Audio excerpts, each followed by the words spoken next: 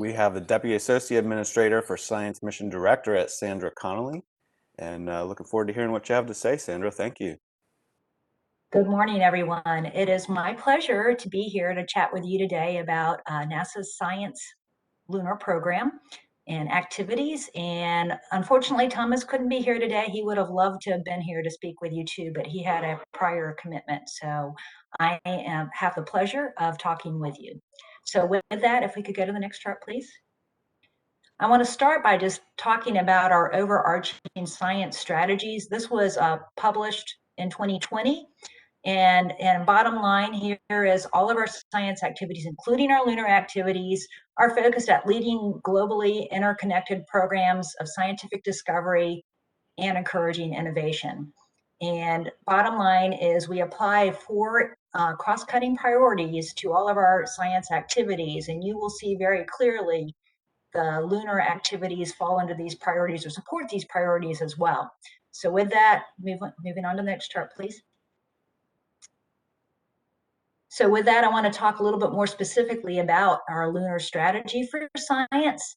The moon is such an exciting place. I mean, it serves as a cornerstone for understanding our solar system science and how exoplanets are formed.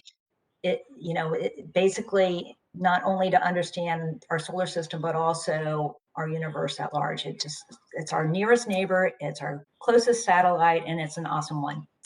So it serves as a natural laboratory for us understanding the natural processes and evolution of the planetary systems, including things like volcanization or tectonics.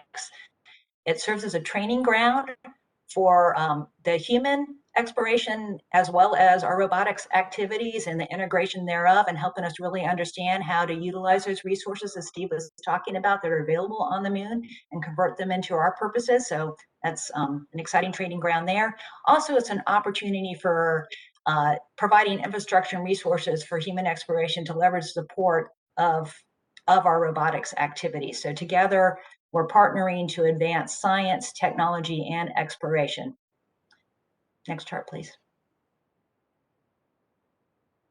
So specifically, we are looking at the planetary processes. I mentioned the tectonics and volcanization, as well as many other ones. You scientists out there in the community can target even more than what I could describe.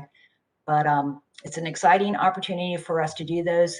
Understanding the volatile cycles and how volatiles are transported throughout the solar system, understanding the impact history of the moon and how that relates across the solar system and even to other solar systems.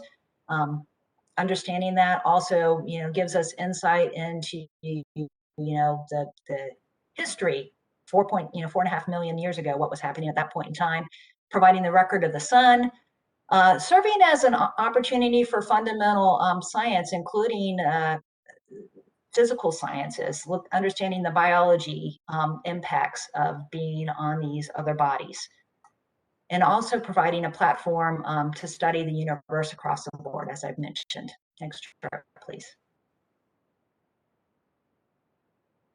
So we're doing this. This is really the how slide. So bottom line is, those of you who are familiar with Science Mission Directorate, you know that the decadal survey process is critically important in setting the strategic priorities for everything we do.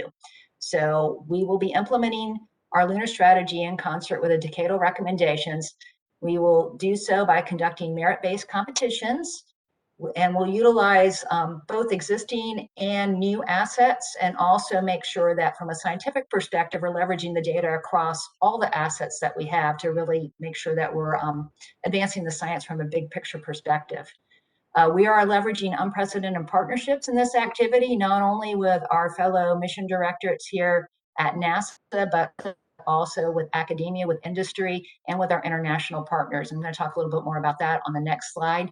As we implement these missions, though, we're doing everything with respect to peaceful use of outer space. We are a civilian space agency, so everything we do will support that. It is important that we have open data and open models. We do not need to be investing resources for duplication of efforts. It frees up additional funding for more investments in science, and it's really important to advance science across the board by leveraging the open data and open models. So we're committed towards both of those activities. We're also, it's really important to deliver on our commitments. When we aren't able to do so, it does impact our science ability. And then finally, we want to make sure that, you know, our methods enable both transparency and responsiveness so that we can make quick decisions and that they're clear and understandable in terms of why we're making those decisions. Next chart, please. So this is our partnership chart, and it really, again, it's an unprecedented level of partnership that we are implementing, and it's really exciting. So from a across NASA perspective, I think the Human Exploration Directorate, our Science and Technology Directorate, and Science are working like never before. Not that we haven't had partnerships and integration before, but I just think that we're implementing a very well-honed machine, and it's exciting to really be able to leverage what each of the directorates is doing to advance both science and exploration and technology. And it serves both as a catalyst and a consumer, so we have push and pull functions. We are promoting innovation in commercial industry on the CLIPS program that Steve mentioned is an example of one of those, and you're going to hear more about that from Joel later today. The industry and scientific opportunities are really evolving, and we don't need to be doing what industry is doing. So it's exciting to see how we're able to leverage the new capabilities and partner both with industry, with other government organizations, as well as our international partners. And we have new and emerging international partners as well. Next chart. So this is our science fleet. We have well over 125 missions. I don't know what the exact number is right now in various aspects of development all the way up through operations. Next chart, please. But we're here today to focus on the moon. And so here is our moon fleet. Everything else is grayed out. And what's really exciting about this is seeing the multiple division aspect of it. Really, all of our divisions can utilize the moon as a platform to advance science. And you can see where we have current investments. For example, Hermes and the Themis Artemis are really advancing our understanding of space weather and the radiation effects. And Jim Spann will be talking more about that later. LRO provides the reconnaissance, and Lunar Trailblazer, Viper are supporting the volatiles. Both Kevin Sato and Sarah Noble are going to be talking about the LDEP program and also the SEO activities. From a SEO perspective, we have all the CLIPS missions listed here. So really exciting to leverage this new capability. It is a new model. We're learning as we go. We're accepting some risk as we do this, but also accepting the great opportunities that it provides.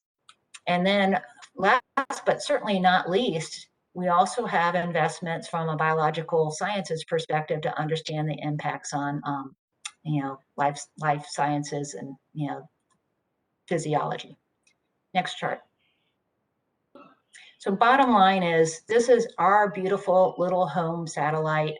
It's an exciting platform to really advance our understanding of science, not only on the moon, which is really important, but throughout the solar system and throughout the universe. So looking forward to partnering with all of you guys to help us advance our science knowledge. And with that, I'm going to turn it back to Jake. All right, thank you, Sandra. That was great to hear perspective from SMD.